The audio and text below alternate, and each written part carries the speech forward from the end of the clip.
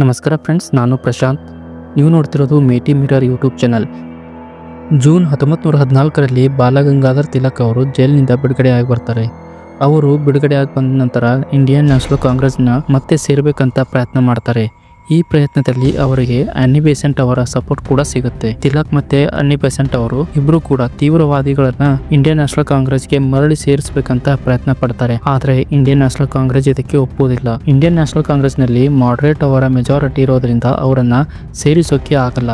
ಮತ್ತೆ ಈ ಸಮಯದಲ್ಲಿ ಕಾಂಗ್ರೆಸ್ ಆಕ್ಟಿವ್ ಕೂಡ ಇರೋದಿಲ್ಲ. ಮಾಸ್ ಮೂವ್ಮೆಂಟ್ ಮಾಡೋಕೆ ಅದರ ಹತ್ರ ಶಕ್ತಿ ಕೂಡ ಇರೋದಿಲ್ಲ. ಅನ್ನಿ ಬೆಸೆಂಟ್ ಅವರು ಕಾಂಗ್ರೆಸ್ನ ಮುಖಾಂತರ ಹೋಮ್ ರೂಲ್ ಶುರು ಮಾಡ್ಬೇಕಂತ ಅನ್ಕೋತಾರೆ. ಯಾಕಂದ್ರೆ ಕಾಂಗ್ರೆಸ್ ಮುಖಾಂತರ ಹೋಮ್ ರೂಲ್ ಶುರು ಮಾಡಿದ್ರೆ ಬ್ರಿಟಿಷ್ ಸರ್ಕಾರ ಇದಕ್ಕೆ ಹೆಚ್ಚು ಫೋಕಸ್ ಕೊಡುತ್ತೆ ಅಂತ. ಮತ್ತೆ ಇಂಡಿಯನ್ ನ್ಯಾಷನಲ್ ಕಾಂಗ್ರೆಸ್ಗೆ ಸೆಪ್ಟೆಂಬರ್ 1914ರ ತನಕ ಅಲ್ಟಿಮೇಟಮ್ ಕೂಡ ಕೊಡ್ತಾರೆ. ಆದ್ರೆ ಇಂಡಿಯನ್ ನ್ಯಾಷನಲ್ ಕಾಂಗ್ರೆಸ್ ಆಕ್ಷನ್ ತಗೊಳ್ಳಲ್ಲ. ಆದ್ರೆ ಇಂಡಿಯನ್ ನ್ಯಾಷನಲ್ ಕಾಂಗ್ರೆಸ್ ಆಕ್ಷನ್ ತಗೊಳ್ಳದ ಕಾರಣ ತಿಲಕ್ ಮತ್ತೆ ಅನ್ನಿ ಬೆಸೆಂಟ್ ಅವರು 1916ರಲ್ಲಿ ಹೋಮ್ ರೂಲ್ ಮೂವ್ಮೆಂಟ್ ನ ಶುರು ಮಾಡ್ತಾರೆ. ಐರ್ಲೆಂಡ್ ನ ಹೋಮ್ ರೂಲ್ ನಿಂದ ಇನ್ಸ್ಪೈರ್ ಆಗಿ ಬ್ರಿಟಿಷ್ ಸಾಮ್ರಾಜ್ಯದೊಳಗೆ ಸೆಲ್ಫ್ ಗವರ್ನೆನ್ಸ್ ನ ಡಿಮ್ಯಾಂಡ್ ಮಾಡಿ ಮೂವ್ಮೆಂಟ್ ನಡೆಸೋಕೆ ಅನ್ನಿ ಬೆಸೆಂಟ್ ಮತ್ತೆ ಬಾಲಗಂಗಾಧರ್ ತಿಲಕ್ ಲೀಡರ್ಶಿಪ್ ನಲ್ಲಿ 2 ಪ್ರತ್ಯೇಕ ಹೋಮ್ ರೂಲ್ ಲೀಗ್ಗಳನ್ನು ಶುರು ಮಾಡ್ತಾರೆ.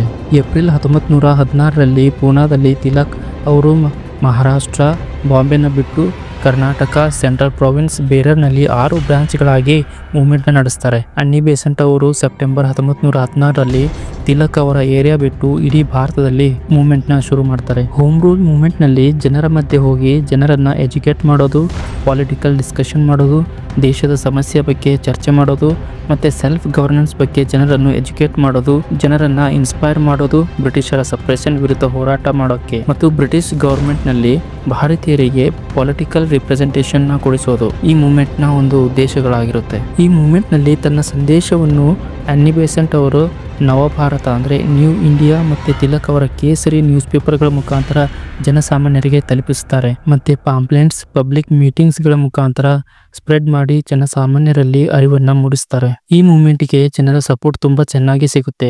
ಮತ್ತೆ ಜನರು ಕೂಡ ಈ ಮೂವ್ಮೆಂಟ್ಗೆ ಜಾಯಿನ್ ಕೂಡ ಆಗ್ತಾರೆ. ಈ ಮೂವ್ಮೆಂಟ್ ಚೆನ್ನಾಗಿ ನಡೆಯುವ ಒಂದು ಸಮಯದಲ್ಲಿ ಒಂದು ಟರ್ನಿಂಗ್ ಪಾಯಿಂಟ್ ಬರುತ್ತೆ. ಅನ್ನಿ ಬೆಸೆಂಟ್ ಅವರು ಜೂನ್ 1917ರಲ್ಲಿ ಹೋಮ್ ರೂಲ್ ಚಳವಳಿಯ ಆಕ್ಟಿವಿಟೀಸ್ಗಾಗಿ ಮತ್ತು ಬ್ರಿಟಿಷ್ ಆಡಳಿತದ ವಿರುದ್ಧ ರಾಜದ್ರೋಹ ಸೆಡಿಷನ್ಸ್ ಬರಹಗಳಿಗಾಗಿ ಅರೆಸ್ಟ್ ಮಾಡ್ತಾರೆ. ಅನ್ನಿ ಬೆಸೆಂಟ್ ಅವರ ಅರೆಸ್ಟ್ ಮಾಡಿದ ನಂತರ ಚಳವಳಿ ಮತ್ತಷ್ಟು ವೇಗ ತೀವ್ರವಾಗಿ ಹರಡುತ್ತೆ.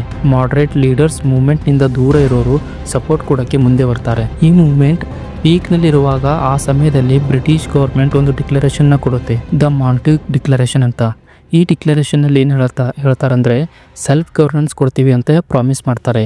ಆದರೆ ಯಾವುದೇ ರೀತಿಯ ಟೈಮ್ ಲಿಮಿಟ್ ನ ಕೊಡೋದಿಲ್ಲ. ಇದರಿಂದ ಮಾಡರೇಟ್ ಲೀಡರ್ಸ್ ಮೂವ್ಮೆಂಟ್ ಬಗ್ಗೆ ಇಂಟ್ರೆಸ್ಟ್ ಕಡಿಮೆ ಆಗುತ್ತೆ. ಮತ್ತೆ ಸೆಪ್ಟೆಂಬರ್ 1918ರಲ್ಲಿ ತಿಲಕ್ ಅವರು ಕೂಡ ಇಂಗ್ಲೆಂಡ್ಗೆ ಹೋಗಬೇಕಾಗುತ್ತೆ ಒಂದು ಕೇಸ್ ನ ವಿಷಯದಲ್ಲಿ. ಸೆಪ್ಟೆಂಬರ್ 1917ರಲ್ಲಿ ಅನ್ನಿ ಬೆಸೆಂಟ್ ಅವರು ರಿಲೀಸ್ ಆಗ್ತಾರೆ. ಆದ್ರೆ ಅವರ ಅಪ್ರೋಚ್ ಚೇಂಜ್ ಆಗಿರುತ್ತೆ ಮೂವ್ಮೆಂಟ್ ಬಗ್ಗೆ. ಅವ್ರ ಹತ್ರ ಮೂವ್ಮೆಂಟ್ ನ ಲಾಂಗ್ ಟೈಮ್ ಜೀವಂತವಾಗಿಡೋಕೆ ಲೀಡರ್ಶಿಪ್ ಇರೋದಿಲ್ಲ. ಮತ್ತೆ ಗವರ್ಮೆಂಟ್ ಸೆಲ್ಫ್ ಗವರ್ನೆನ್ಸ್ ಡಿಕ್ಲೇರ್ ಮಾಡ್ತೀವಿ ಅಂತ ಹೇಳಿರೋದ್ರಿಂದ ಅವರು ಕೂಡ ಹೆಚ್ಚು ಆಸಕ್ತಿನ ತೋರಿಸೋದಿಲ್ಲ. ಇಲ್ಲಿಂದ ಹೋಮ್ ರೂಲ್ ಮೂವ್ಮೆಂಟ್ ಒಂದು ಲೀಡರ್ಲೆಸ್ ಆಗುತ್ತೆ.